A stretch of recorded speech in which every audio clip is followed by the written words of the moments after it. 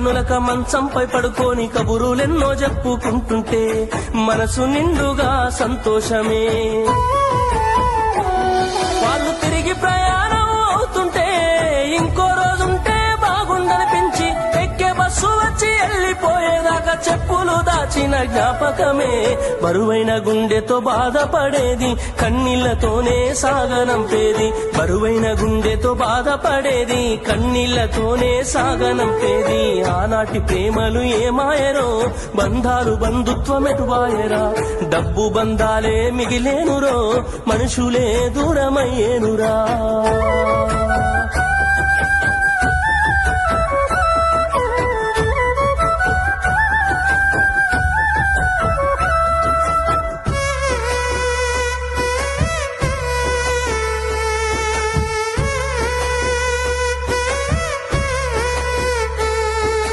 రాను రాను మనిషి కొత్తదనము కోరి స్వార్థముతోనే బతుకుతుండే. విలువలన్నీ నేడు మరిచిపోయే, అయిన వాళ్లతో అనుబంధమంటే మొక్కుబడులుగా మారిపోయే. రక్త సంబంధాల ఉనికి మంటగలిసే. ఒకటే ఊరిలో ఉంటున్నా ఏడాదికోసారి కలుసుడాయే. ధనవంతులుగా కొంత మారిపోతే నిరుపేద బంధువుల మరిసిపోయే.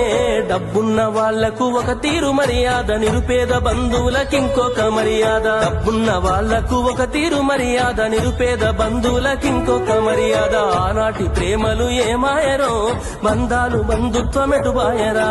ఆనాటి ప్రేమలు ఏమాయరో, బంధాలు బంధుత్వమెటువాయరా.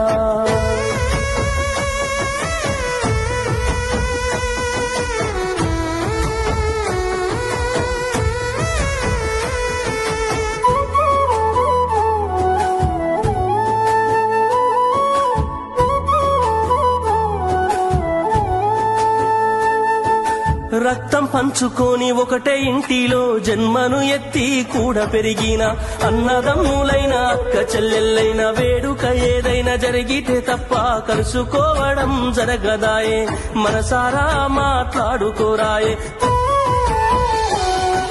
భోజనాలకు గంట ముందు వచ్చి పని ఏదో ఉందన్న సాకుతోటి మొక్కుబడిగా భోజనం అయిన వెంటనే ఉంటామంటూ వెళ్లిపోవుడాయే. కనతల్లిదండ్రులను పలకరించే తీరిక లేని సంపాదనాయే. కనతల్లిదండ్రులను పలకరించే తీరిక లేని సంపాదనాయే. ఆనాటి ప్రేమలు ఏమాయరో, బంధాలు బంధుత్వమెటువాయరా.